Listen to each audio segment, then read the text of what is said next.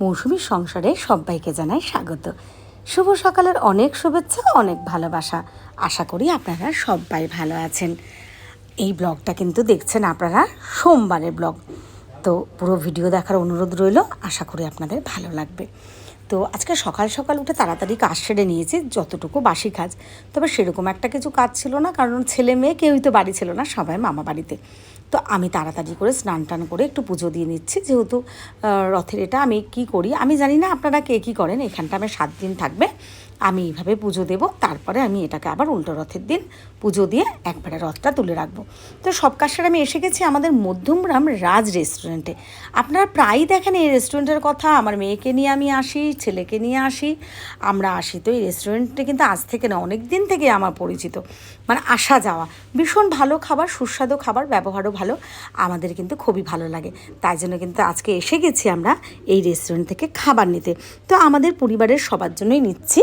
কী কী নিয়েছে এবার বলি। Fish finger, Afghani chicken tandoori, paneer pulao আর চিকেন বাটার মশলা। প্রত্যেকটা খাবার কিন্তু অসাধারণ ছিল। আর আপনাদের রীতিশা তো জানেন, খুবই খুশি। তো এই যে আমরা সবাই একসাথে খেতে বসেছি, বেশ আনন্দ করছি, মজা করছি। খাবারগুলো কিন্তু ভীষণ ভালো। তো রাজ রেস্টুরেন্টের প্রত্যেকটি মানে ওখানে যারা চালান বা ম্যানেজার বা যার রেস্টুরেন্ট, সবাইকে জানাই অনেক ধন্যবাদ, অনেক ধন্যবাদ। আপনারা এইভাবেই এগিয়ে চলুন। আর আমরা তো পাশে আছি, বারবার যাব, কোনো দিন বসে খাবো, কোনো দিন বাড়িতে আনবো। আর হ্যাঁ, এই রেস্টুরেন্ট থেকে কিন্তু আমরা প্রায় অর্ডারও দিই, বাড়িতে দিয়ে যাই। কিন্তু খুচরো টাকার কথা যদি বলি, সেটাও কিন্তু ওরা নিয়ে আসার মানে ভালো হেল্প করে। তো আমার কিন্তু ভীষণ ভালো লাগে। যদি কেউ না গিয়ে থাকো, একবার কিন্তু যেতেই পারো।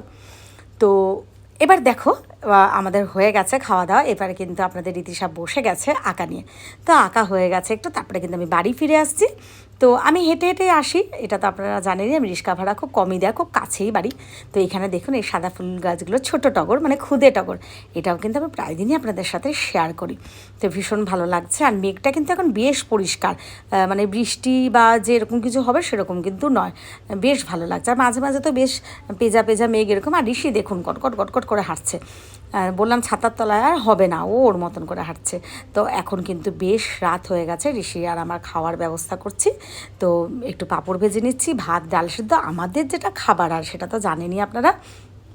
তো আপনাদের ভিডিওটা কেমন লাগছে সেটা কিন্তু একটু কমেন্ট করে জানাবেন। আর এই পাঁপড়গুলো না বেশ কিন্তু ভালো খেতে। তবে হ্যাঁ, এই পাঁপড়টা কিন্তু বেশিক্ষণ রাখলে না নরম হয়ে যায়। অন্য পাঁপড় যেমন সাবুর পাঁপড়টা লাস্টে খেলেও যদি বেশ কয়েকটা একসাথে পাঁপড় ভাজেন, তারপরে সাবুর পাঁপড়, তাহলে কিন্তু নরম হয় না। কিন্তু এই পাঁপড়টা কিন্তু খুব তাড়াতাড়ি নষ্ট হয়ে যায়, মানে নরম হয়ে যায়, কিন্তু খেতে কিন্তু ভালো লাগে, খারাপ লাগে না। তো আপনাদের ভিডিওটা কেমন লাগলো, ভালো লাগলে একটু লাইক কমেন্ট শেয়ার করে দেবেন।